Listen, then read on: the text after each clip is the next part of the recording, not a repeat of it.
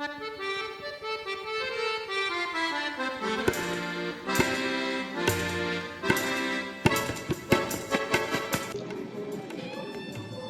Nusantara. Topik kali ini agak menarik. Topik berkenaan kepimpinan. Kita nak bercerita tentang 10 cara bos anda membunuh motivasi pekerja. Kenapa kita perlu tahu tentang benda ni? Dan benda ni berlaku mungkin anda bos ataupun mungkin anda pekerja, kedua-duanya boleh mendengar bersama-sama video ini. Sebab kita belajar bersama-sama. Sebagai seorang pekerja, satu hari nanti mungkin you jadi bos, jadi elakkan daripada buat perkara yang sama.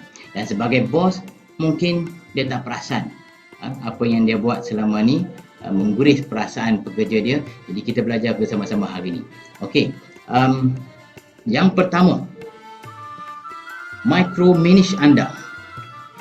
Anak buah anda bukan anda, dan tak akan, dan selama-lamanya tak akan jadi anda. Kadang-kadang kita ni selalu nak mengharapkan sesuatu yang extravaganza daripada pekerja kita. Kita umur dah 40, dah umur 50 tahun. Pekerja kita baru setahun jagung, baru keluar universiti. Ang nak harapkan macam-macam daripada dia. Pikir-pikir lah sama. So, dalam situational leadership pun, level 1 dan level 2 boleh micromanage. Tapi masuk ke level 3 dan level 4, tak boleh nak micromanage. Sebab apa? Level 3, level 4 dalam situational leadership, pekerja hang dah ada kemahiran, pekerja you dah ada pengalaman. Jadi bila you micromanage pekerja-pekerja tersebut, motivasi dia untuk bekerja akan jatuh. Bila motivasi dia jatuh, itu yang selalu nampak pekerja duduk depan komputer, masuk job street, hari-hari masuk universiti, hari-hari update resume. Nyantui kita tak nak. Beri tugasan dan tanya bila boleh siap. Kalau lama sangat, beritahu sebab kenapa nak tugasan tu segera. Itulah tugas sebagai seorang bos. Okey. Yang seterusnya, fokus pada kesilapan. Ini budaya kepimpinan yang dah lapuk. Tak boleh terima dah dalam era zaman sekarang. Fokus kepada perkara-perkara yang positif. Pekerja datang awal, pekerja hantar tugasan on time, pekerja sentiasa aktif dalam mesyuarat. Yang ni yang perlu kita puji, yang perlu kita war-warkan. Ini kira datang saja ada satu kesilapan saja, kira nak hentam, kira nak bagi. Tapi bila pekerja buat benda yang baik, kita tak nak puji dia. Benda-benda remeh dibesar-besarkan. Tulisan ni bagi sama ya. Spelling ni tak betul ni. Apa ni berapa kali dah kerja. Kerja berapa lama dah dengan aku. Spelling macam ni. Benda-benda kecil macam ni pun salah. Awak tak boleh buat macam tu. Yang ni yang membuat pekerja pun rasa meluat nak bekerja dengan kita. Kita perlu lihat pekerja tu seolah-olah macam anak kita. Sebahagian daripada keluarga kita. Kalau sebahagian daripada keluarga kita, adakah kita nak melayan pekerja kita sebegitu rupa? Fikir-fikirkan. Yang seterusnya, menyanggah idea. Dihujani. Kadang-kadang kita bangun pagi kan, mungkin mimpi macam-macam semalam, dan bangun pagi ni semangat. Semangat dihujani macam-macam idea ni. Idea-idea yang kita rasa cukup power dan maha hebat dah yang kita nak kongsi dengan bos. Sampai saja depan meja bos, bos kata, macam ni idea hang. Apa tak ada idea lagi yang lagi bagus? Kita tak boleh buat lagu tu. Kecil hati kawan tu. Satu malam dia duk fikir idea tu, sampai jumpa dengan hang. Hang kata idea tu tak boleh pakai. Hang kata idea tu idea bangang. Macam nak kunyah macam nak kunyah bos-bos kita tu. Cicah dengan teh ais. Itu dia. Itu tak sakit hati sangat tu. Punya bos. Bagus idea awak. Macam tu. Bagus idea awak. Boleh tak saya bagi pendapat untuk mencantikkan lagi idea tu? Jangan main cantas saja. Kawan tu seronok-seronok nak share idea, cantas. Dan bila kita start, kita cantas idea daripada pekerja-pekerja kita. Lepas-lepas pada ni, bila bos tanya, okey, ada apa-apa idea-idea tak? Kerah. Tak langsung idea yang dikeluarkan oleh pekerja-pekerja kita. Okey, yang seterusnya, kendalikan mesyuarat yang tak berguna. Ni lagi satu. Memang tak berguna pun. Dahlah mesyuarat tu tak ada agenda. Main cakap ikut sedap mulut. Sedap-sedap dah 2 jam. Tak habis-habis lagi. Mesyuarat pula start pukul 4.30 petang. Pukul 5 nak balik ni. Memang kena stay back lah.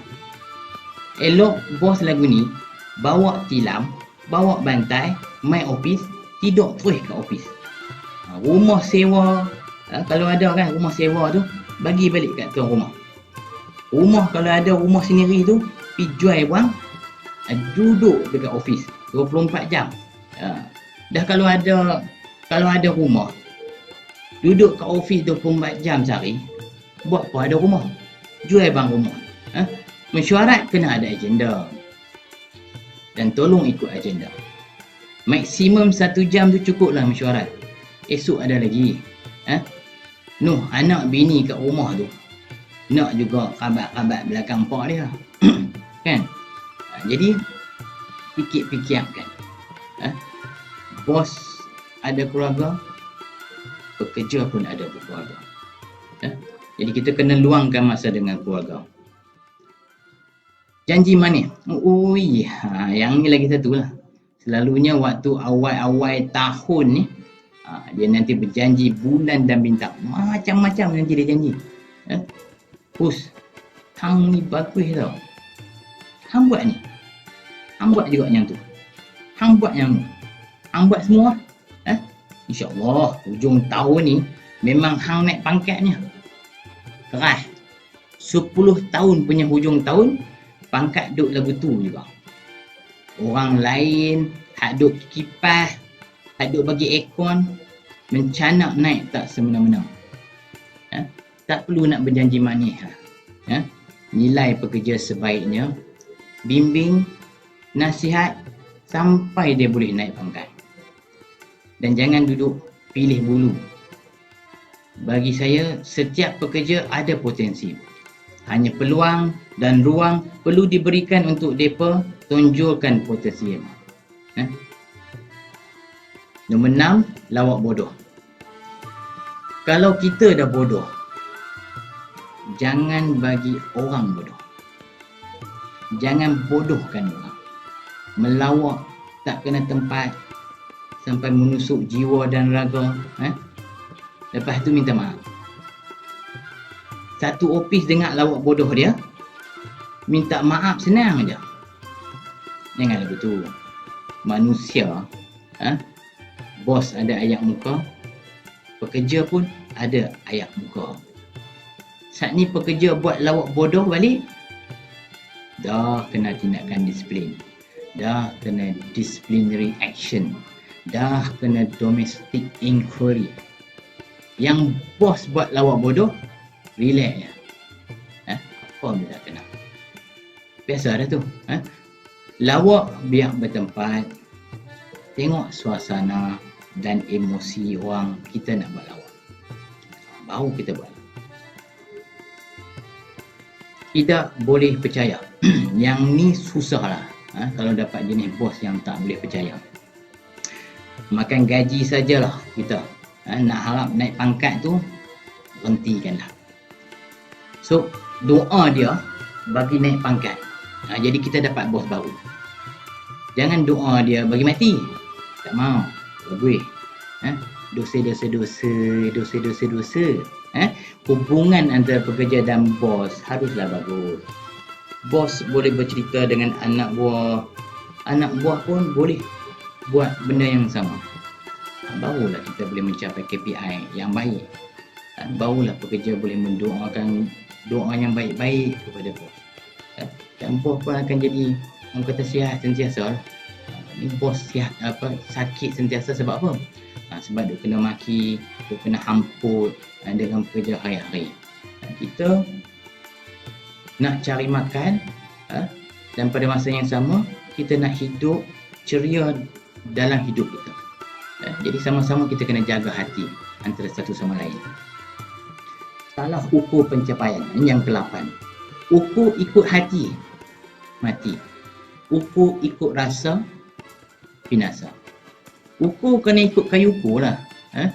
Berapa banyak tugasan dia buat, quality ke tidak, on time ke tidak, tu baru betul. Ini yang duduk balik lewat, stay back sampai tengah malam, pekerja bagus. Bagus apa? Dia tak suka duduk rumah pasal mak mentua dia ada kat rumah. Meluat tengok muka mak mentua.